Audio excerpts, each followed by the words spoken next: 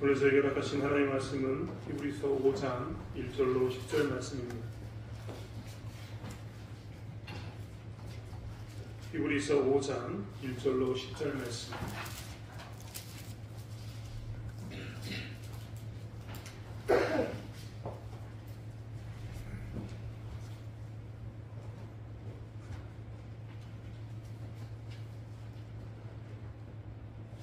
히브리서 5장 1절로 10절 말씀을 찾았으면 한 절씩 교독하겠습니다. 대제사장마다 사람 가운데서 택한 자이므로 하나님께 속한 일에 사람을 위하여 예물과 속죄하는 제사를 드리게 하나니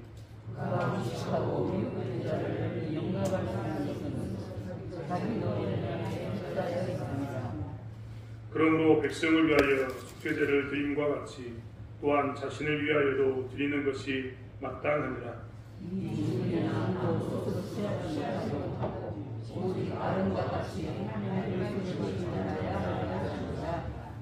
또한 이와 같이 그리스도께서 대제사장 되심도 스스로 영광을 취하심이 아니요 오직 말씀하신 이가 그에게 이르시되 너는 내 아들이니 내가 오늘 너를 낳았다 하셨고 내가 영원히 그는 육체에 계실 때 자기를 죽음에서 능히 구원하실 이에게 심한 통곡과 눈물로 간구와 소원을 올렸고 그의 경건하심으로 말미암아 들으심을 얻었느니라.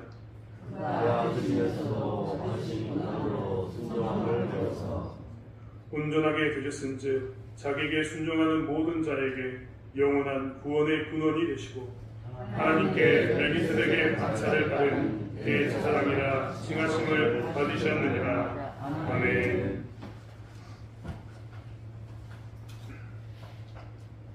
이스라엘 백성들에게는 항상 이스라엘 백성들을 대표하는 대제사장이 존재하고 있었습니다. 대제사장은 제사장 중에 오직 한 명뿐입니다. 이스라엘은 하나님께서 대제사장을 세우고 난 이후에 한 번도 대제사장이 끊긴 적이 없습니다. 이스라엘 백성들은 무조건 한 사람을 대표로 세워서 한 사람으로 하여금 대제사장이라는 호칭을 주고 옷을 따로 입혀서 그로 하여금 구분하는 삶을 살았습니다. 물론 이스라엘 역사를 보면 대제사장이 2번 있었던 경우도 있습니다. 예를 들면 사울왕과 다윗왕의 시대 때 사울왕의 대제사장도 존재하고 있었고 다윗의 대제사장도 존재하고 있었습니다. 그러다 보니 그럴 때는 중복되게 우리 잘 알고 있는 것처럼 역사적 어떤 맥락 가운데서 대제사장이 2명인 경우도 있었습니다. 제가 알기로는 헤롯 왕 시대에도 대제사장이 2명이었습니다. 아마 성경을 읽다 보면 신약 성경에 대제사장들이라고 복수형이 쓰여있으면 그때가 정치적으로 겹쳐져서 대제사장이 2명이었던 때였다라고 생각하시면 됩니다. 아무튼 하지만 성경은 이렇게 한 번도 대제사장에 대해서 한 명이었지 2명인 적은 없었습니다. 항상 한 명이 존재했지 없었던 존재한 적은 없습니다. 그리고 대제사장은 항상 중요한 역할로 이스라엘을 대표해서 하나님께 나아갔습니다. 대제사장의 역할 중 가장 중요한 역할은 무엇이냐?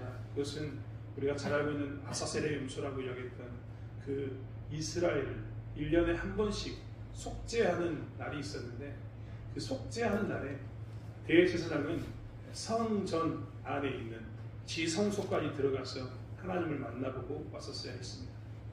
지성소에는 시온자라고 이야기했던 하나님의 보좌가 펼쳐져 있는데 그 앞에 가서 대제사장이 무엇을 하느냐? 하나님 1년간 지었던 우리의 죄, 특별히 백성의 죄를 용서해 주십시오라고 이야기하면서 대제사장이 혼자 그 안에 들어가게 됩니다. 정확한 건 아니지만 혹자는 신학자들 중에 혹자는 이렇게 이야기합니다. 대제사장의 옷깃 끝자락에 방울이 달려 있었는데 방울이 달려 있던 이유는 지성소에 들어갔을 때의 상황에 대비해서이다 라고 이야기합니다. 독자는 그렇진 않았는데 대제사장이 지성소로 들어갈 때는 허리에 끈을 묶고 들어갔다라고 이야기합니다. 왜 그런 일이 있는가? 지성소에 들어갔을 때는 일반인은 들어갈 수가 없습니다. 대제사장만 1년에 한 번 들어가게 되는데 만약에 대제사장이 하나님께 속죄하러 갔는데 백성의 죄를 속죄하러 갔는데 그래서 죽으면 어떻게 할까? 사람이 들어가서 꺼내올 수 없으니까 허리에 끈을 묶었다라는 말이 있습니다. 허리에 끈을 묶고 한 후에 방울 소리가 들리지 않습니다. 사람이 걸어다니면 옷깃에 있는 방울이 깔랑깔랑 물릴 텐데 그 소리가 없으면 죽었구나, 시간이 지나도 안 나오면 죽었구나라고 이야기하면서 끈을 잡아당겨서 대제사장을 빼내렸다라는 말을 하는 사람도 있습니다. 그만큼 대제사장은 1년에 한 번 대속죄일에 속죄일에 가서 하나님 앞에 나아가 이스라엘 백성들 죄를 고하는 일 가운데 귀하게 쓰임받았고 그 일을 반드시 했었어야 했습니다. 대제사장은 이스라엘 백성의 전체 죄를 대표해서 하나님 앞에 나아갑니다. 그러니까 이스라엘 백성들은 그때 어떻게 하느냐, 자기들은 대제사장을 지성소에 보내놓고 놀러 가거나 축제를 보내는 게 아니라 대기하고 있는 겁니다. 대제사장이 언제 나올까? 나와서 언제 하나님께서 우리의 죄를 용서하셨습니다 라고 선포할까? 이스라엘 백성들은 그 말을 들을 때까지 어떻게 하느냐, 긴장하면서 대기하고 있었어야 했습니다. 그리고 대제사장이 나와서 하나님이 행하셨던 속죄를 선포하면 그때서야 이스라엘 백성들은 자유를 누리게 되었습니다. 이렇게 대제사장은 이스라엘을 대표해서 죄의 문제를 하나님께 가지고 나가는 대표자였다라고 성경은 이야기합니다. 우리에게도 대제사장이 있습니다. 그건 누구시냐면 예수 그리스도입니다. 예수 그리스도는 우리의 대표자가 되셨습니다. 우리는 지금 선거철을 또 맞이하고 있는데요. 우리는 지금 국회의원을 뽑는 선거철을 맞이하고 있습니다. 대통령과 국회의원을 우리가 대표자로 뽑습니다. 이 선거철이 너무나 중요하기 때문에 방송을 틀면 온통 이 국회의원 누가 경선 후보가 되었다, 누가 대표 주자로 나온다, 이런 이야기를 듣습니다. TV에서 이렇게 긴 시간 동안 이렇게 많은 시간을 할애해서 이것에 대해 관심을 갖는 이유는 무엇이냐면 이들이 대표자가 되는 것이 굉장히 중요하기 때문에 그렇습니다. 예를 들면 영광군의 대표가 되어서 국회의원이 되는 순간 그 국회의원은요 막강한 권한을 부여받습니다. 그것은 어떤 권한이냐, 영광 국민의 모든 사람을 대표해서 그가 어떤 일을 행사할 수 있습니다. 여러분, 우리나라에서 대통령이 된다는 게 얼마나 중요한 문제입니까? 우리나라에서 대통령이 되었다 이 말은 대한민국 전체 사람들에게 권한을 부여받게 됩니다. 그래서 그는 어디를 가서든지 대한민국 전체를 대표해서 받은 권한을 가지고 행사합니다. 대한민국 국민 전체는 그가 행했던, 대한민국의 대표로서 행했던 모든 일에 대해서 책임져야 되는 책무가 있습니다. 우리는 그가 우리의 대통령이 아니다, 그가 우리 국회의원이 아니다라고 말할 수가 없습니다. 그만큼 중요하기 때문에 온갖 TV나 방송은 대표자를 뽑는 것에 대해서 잘 판단해라라고 이야기하면서 수많은 정보들을 흘려줍니다. 그리고 우리는 수없이 이야기하면서 대표자를 정말 잘 뽑아야겠다라고 이야기하게 되는 겁니다. 예수님께서 우리의 대표자가 되었다 이 말에는 우리는 어떻게 생각하는지 한번 살펴보았으면 좋겠습니다. 많은 그리스도인들이 예수님께서 우리의 대표자가 되었다라고 이야기했음에도 불구하고 예수님이 우리를 대표해서 십자가에 못 박혀 죽으셨다 이 이야기를 굉장히 멀리 있는 거리감으로 들 때가 있습니다. 예수님께서 십자가에 못 박혀 죽으셨다 이 말을 들을 때마다 우리는 그것은 하나님과 예수님 두 분 사이에서 뭔가 오고 가는 무엇이 있었다라는 것으로 받아들일 때가 더 많다는 겁니다. 예수님께서 우리의 대표자가 되어주셔서 하나님께 나갔는데 언제부터인가 우리는 더 이상 우리를 대표해서 예수님이 나갔다라고 이야기하는 것을 들을 때에도 우리는 제3자로 서 있습니다. 나는 마치 당사자가 아닌 것처럼 예수님이 십자가에 못 박혀 죽으시고 하나님과 관계 속에서 무엇을 했다라는 이야기는 저 멀리 있는 것처럼 마치 예수 그리스도의 죽음에 대해서 나는 제3자의 입장에서 타자의 입장에 서 있는 것처럼 있을 때가 너무나 많다는 겁니다. 축구를 보면 축구의 국가대표 선수들이 나와서 축구를 할 때마다 사람들은 골이 들어갈 때마다 혹은 슛을 할 때마다 움찔움찔합니다. 국가대표 경기가 있으면 사람들은 날을 새서 축구 경기를 봅니다. 그리고 골이 들어가면 골하고 외칩니다. 흥분합니다. 자기가 넣은 것도 아닌데 흥분합니다. 이기면 어떻게 합니까? 자기가 이긴 것도 아닌데 자기들이 방방 뛰면서 축제를 합니다. 저는 2002년 월드컵을 경험했던 세대인데요. 아직도 생생합니다. 월드컵 때 광주에서 승리가 있고 난 후에 버스에서 사람들이 뛰어다니고 하루 종일 경쟁을 울리고 밤새도록 잠을 자지 않으면서 축제 분위기 가운데 있었습니다. 왜 그랬을까요? 경기를 보면서 그들은 왜 그렇게 흥분하면서 뛰었을까요? 그들은 그 경기가 우리의 대표자로서 그들이 싸우고 있었기 때문에 하는 그 경기가 나의 경기라고 생각하기 때문에 같이 흥분하고 같이 기뻐하고 같이 축제를 보냈던 겁니다. 여러분, 드라마를 보실 때 눈물을 흘리신 분들이 굉장히 많습니다. 저도 요즘은 드라마를 보면 눈물이 뚝뚝 흘릴 때가 있는데요. 드라마를 보면서 왜 울게 됩니까? 그 드라마 이야기가 너무 공감이 되는 겁니다. 우리 여기 중고등부 친구들은요 이해 못합니다. 왜 이해 못할까요? 정말 죄송한 이야기지만 인생의 교훈이 좀 쌓이면, 인생에서 특히 이런저런 고난의 굴곡을 겪다 보면 그 사람들의 마음이 너무 와닿는 겁니다. 그러면 그 순간 어떻게 됩니까? 눈물이 납니다. 남들이 보기에는 별것도 아닌데 그게 내 감수성을 확 자극해가지고 내 이야기처럼 느껴지니까 내가 어떻게 합니까? 그 순간 눈물이 쭉 납니다. 분명히 TV 안에서 움직이는 드라마의 이야기인데 그 이야기가 뭐가 되냐면 내 이야기가 돼버립니다. 사실 우리는 축구를 보면서, 드라마를 보면서는 그 이야기가 내 이야기고 그 골이 내 골인 것처럼 보이고 그 승리가 내 승리인 것처럼 보이는데, 언제부턴가 예수님께서 우리를 대표해서 죽으셨다는 그 이야기가 그렇게 우리에게 썩 다가오진 않습니다. 예수님은 우리의 대표자가 되어서 십자가에 못 박혀 죽으셨는데 마치 하나님과 예수님 사이의 일로만 생각해서 그의 죽음은 텔레비전에서 나오는 어떤 교통사고나 혹은 다른 재난으로 죽음을 맞이한 누군가의 죽음처럼 그저 안 됐구나, 아이고 죽었네, 아이고 불쌍하다, 이런 의미로 우리에게 다가올 때가 더 많다는 겁니다. 안타깝지만 나의 이야기가 아니라서 다행이다, 이런 이야기를 했던 그 TV 속의 재난처럼 예수님의 죽음은 우리와 굉장히 거리가 멀어버린 그런 재난처럼 우리 입술 가운데 나올 때가 더 많고, 우리 삶 가운데서 그렇게 멀리 있는 것으로 생각할 때가 더 많다는 겁니다. 하지만 오늘 본문을 보면 예수님께서는 우리의 대표자가 되어서 그가 십자가에 못 박히실 때 엄청난 대가를 치르셨습니다. 오늘 본문의 말씀을 보면 그는 어떻게 했습니까? 그는 7절에 보면 그는 육체에 계실 때 자기를 죽음에서 능히 구원하실 이에게 심한 통곡과 눈물로 간구와 소원을 올렸고라고 이야기합니다. 우리는 예수님이 십자가에 못 박혀 죽으셨다고 이야기하면 그 예수님이 신적인 능력이 있기 때문에 아프지 않았을 거라고 생각합니다. 예수님이 십자가에 못 박혀 죽으실 때는 그저 평범하게 십자가에 죽으셨나 보다라고 이야기하면서 좀 전에 말한 것처럼 제3자의 입장으로, 방관자의 입장으로 저 멀리에 계신 그분으로 TV 속의 재난처럼 죽으셨네, 이렇게 끝날 때가 많다는 겁니다. 패션 오브 크라이스트라는 영화가 처음 나왔을 때 저는 그 영화를 보면서 엄청나게 충격을 받았습니다. 왜 충격을 받았느냐? 저는 예수님이 십자가에 못 박혀 죽으셨다 이 말을 들을 때요, 그가 채찍에 맞았다, 그가 창에 찔렸다, 그가 못 박혔다 이 말에 대해서 크게 깊이 생각하지 않았습니다. 하지만 그 영화는요, 신랄하게 그 당시의 모습을 보여주었습니다. 예수님이 채찍에 맞았다 이 말은요, 그냥 채찍에 맞아서, 우리가 하는 채찍에 맞아서 고통스럽다, 줄이 남았다, 이런 의미가 아니었습니다.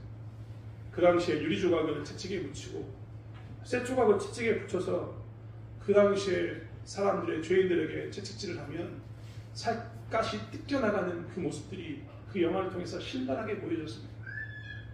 저는 예수님이 십자가에 못 박혀 죽으셨다라는 말을 들었을 때요, 그는요 옆구리 창자국, 손에 못자국 이 정도만 있을 거라고 생각했습니다.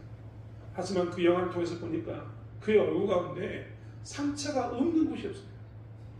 그의 머리에 가시관, 이것만 생각했는데 얼굴에도 온갖 흉터가 남아있었고 온몸에 흉터가 남아있었습니다. 너무나 끔찍해서 중간에 고개를 돌릴 만큼 그의 육체는 만신창이가 되어가지고 수많은 흔적을 남기면서 육체가 고난을 받고 있었습니다. 그의 영혼은 하나님과의 관계가 단절되면서 뭐라고 십자가에서 외치냐면 엘리 엘리 라마 사박다니라고 외칩니다. 우리말로 이야기하면 아버지 어찌하여 나를 버리시나이까. 우리는 평범하게 아버지 어찌하여 나를 버리시나이까라고 외치지만 예수님은 그때 부르짖으면서 외치셨습니다.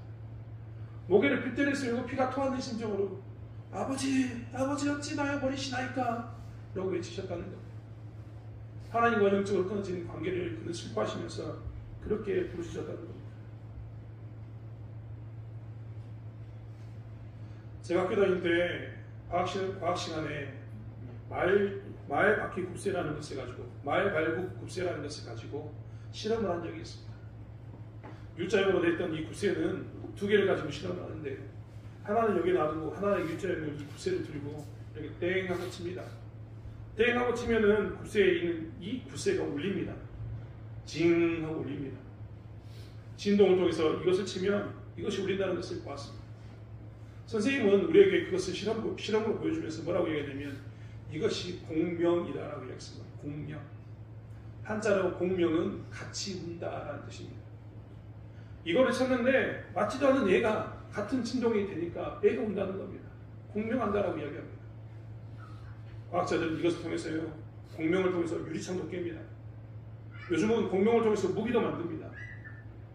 그런데 공명이라는 말은요, 이렇게 같이 운다라는 이런 의미는 과학에만 국한되어 있는 게 아닙니다.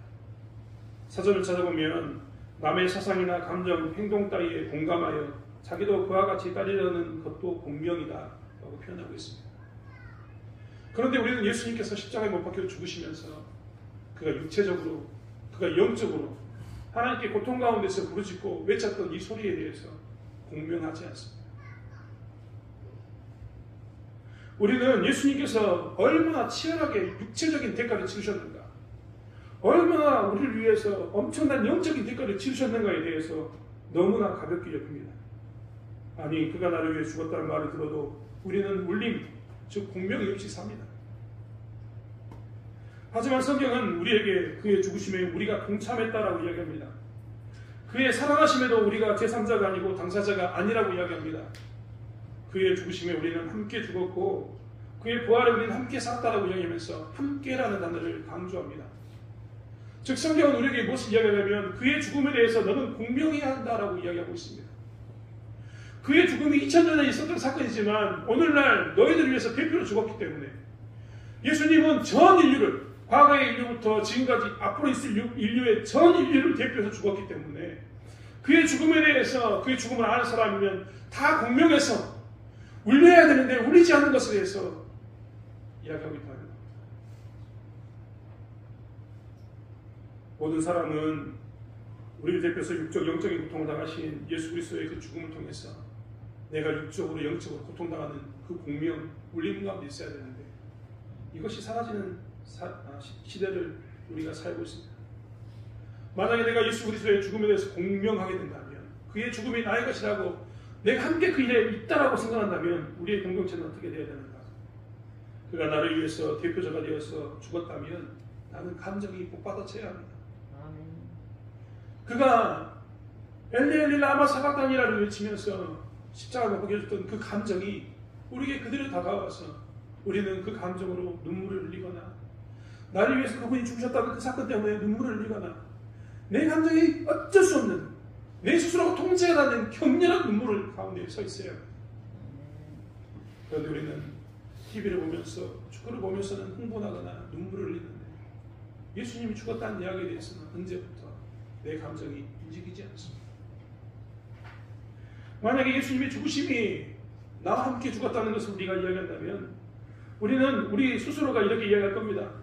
두 번 다시 나를 위해서 예수님이 죽는 것은 허락하지 않겠다. 나는 강력한 의지가 불탈 겁니다.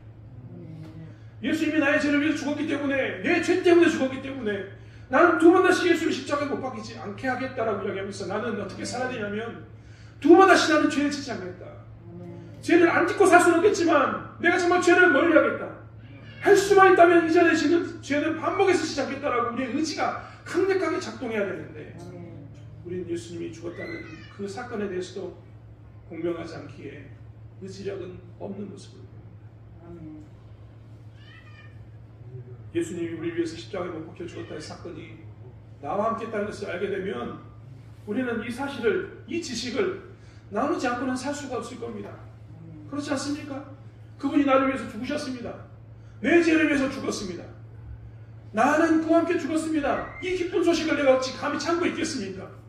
우리는 이 기쁜 소식을 알게 되면 공명하면서 이야기할 겁니다. 예수님이 나의 죄를 위해서 죽었던 것처럼 나도 가만히 있지 못하고 가서 전하게 될 겁니다. 야, 예수님이 나를 위해서 죽었고 너를 위해 죽었다고. 저기 십자가에 못 박히신 예수로 보라고. 이 예수님이 우리를 위해 죽었다고 이야기하면서 우리는 외치지 않을 수 없는 그런 모습 가운데 있을 겁니다. 하지만 우리는 너무나 조용합니다. 1년에 한 번 부활절을 맞이하는 데 있어서 우리가 보내는 고난의 기간은 너무나 조용합니다. 그리고 그의 죽으심에 대한 말씀을 아무리 들어도 우리의 감정은 요동치지 않습니다. 그가 죽었다고 외치고, 그가 죽었다고, 너 때문에 죽었다고, 우리 때문에 죽었다고 외쳐도 눈물은 메말라 버렸고 죄에 대한 우리의 의지는 죽어버렸습니다. 예수님은 그가 하나님의 아들임에도 불구하고 우리를 대표해서 순종하면서 고난을 당했지만 우리는 어떻게 하면 고난을 피하게 될까? 어떻게 하면 내가 고난이 없는 삶을 살게 될까? 고난을 피하게 달라고만 하는 기도 가운데서 나의 것을 악착같이 쫓아가는 그런 삶을 살고 있었습니다. 그는 우리의 구원의 근원이 되셨습니다. 하지만 우리는 누군가의 구원의 근원이 되는 것이 싫습니다. 너무나 싫습니다. 나 혼자 잘 먹고 잘 살고 나 혼자 하나님과 관계를 맺는 것만으로 만족하며 살면서 누군가의 구원의 근원이 되라는 이야기를 들으면 우리는 그게 너무나 싫어서 가만히 불안하고 이야기할 때가 더 많았습니다. 하나님과의 동행, 복음의 증인보다는 내 삶의 귀찮음이 없이 사는 것이 더 중요하다고 이야기하면서 나를 귀찮게 하지 말라, 나를 귀찮게 하지 말라라고 우리는 그렇게 살았습니다. 우리는 오늘 성례주일을 맞이하고 있습니다. 우리는 이 성례주일에 예수 그리스도의 피와 그의 몸을 먹습니다. 많은 사람들은 이것을 오해합니다. 마치 기독교가 금주라는데 이날만큼은 술을 먹을 수 있다라고 외치는 사람이 있고, 남들 다 하는 것 이제 나도 할 수 있겠구나라고 이야기하면서 그의 몸을 먹는 것에 대해서 쉽게 생각하는 사람들이 있습니다. 그리스도에 대해서 성자가 공명하면서 어떻게 하면 내가 그리스도께서 나를 위해 죽으신 사건에 대해서 나누고, 어떻게 하면 한 다시 예수를 십자가에 못 박히지 않게 하기 위해서 죄를 멀리할 것인가, 어떻게 하면 눈물 나는 이 감정을 내가 붙잡고 하나님 뜻대로 살 것인가를 고민하는 그런 삶보다는 그저 먹고 마시는 이 예식에 동참하는 것에만 관심이 있습니다. 우리의 대제사장 되신 예수님, 영원한 대제사장 되신 예수님께서는 나를 위해 죽으셨건만 우리는 그 죽음에 대해서, 그 가치에 대해서 너무나 멀리하고 살고 멀리하면서 성찬식을 맞이하고 있다는 겁니다. 사랑하신 여러분, 올해는 성찬식을 어떻게 맞이하고 있을까요? 이제 성찬식이 끝나고 나면 우리는 다음 주에, 이번 주 말고 다음 주에는 또한 고난주간을 보냅니다. 그리고 그 이후에는 부활주일로 보내게 됩니다. 언제부터 우리는 구원은 기쁜 것, 구원은 감사하게 내가 받는 것, 내 죄를 용서하셨으니까 그것은 고맙습니다라고 이야기하면서 고난에 동참하는 것을 주저하게 되었을까요? 그의 몸과 피를 먹는 데 있어서 우리는 가볍게 여기는 삶을 살게 되었습니다. 적어도 오늘 이 성례주일에 맞이하는 성례와 성찬을 통해서만큼은 우리의 신앙이 다시 한번 함께하는 신앙이 되기를 합니다. 그리스도의 고난 가운데 동참하는 신앙이 되기를 합니다. 오늘 이 피와 이 떡을 먹으면서 우리는 가볍게 포도주를 마신다, 떡을 먹는다라는 게 아닙니다. 그가 나를 위해 죽으셨다, 그가 나를 위해서 몸을 주셨다라는 것을 고백하면서 이 성찬에, 성례에 참여하는 저와 여러분이 되기를 원합니다. 아멘. 그리고 다시 한번 우리가 그리스도의 사랑 가운데서 공명하여서 견딜 수 없는 은혜 가운데서 하나님의 복음을 전하는, 하나님을 기쁘게 하는, 하나님과 함께하는 것이 즐거운 삶을 살아가는 저와 여러분이 되기를 원합니다. 아멘. 기도하겠습니다. 하나님, 우리의 영원한 대제사장 되신 예수 그리스도, 나를 위해서 단 한 번의 제사를 드리신 그 예수 그리스도, 영원한 제사를 드림으로 인해서 십자가에서 나를 구원하신 예수 그리스도, 그 예수를 묵상하며 나가는 죄를 되게 하여 주시옵소서. 하나님, 2000년 전에 죽으셨지만 인류를 대표해서 죽으셨고 우리를 위해서 죽으셨음을 고백합니다. 그리고 그 죽음은 지금 나로 하여금 예수를 주로 고백하게 하고 예수를 따르겠음을 다시 한번 고백합니다. 하나님, 우리가 이 신앙이 식지 않게 도와주시고 첫사랑이 식지 않게 도와주시고 주님 오시는 그날까지 더욱더 뜨거움으로 하나님의 은혜를, 십자가의 사랑을 쫓아가는 저희들 되게 하여 주시옵소서.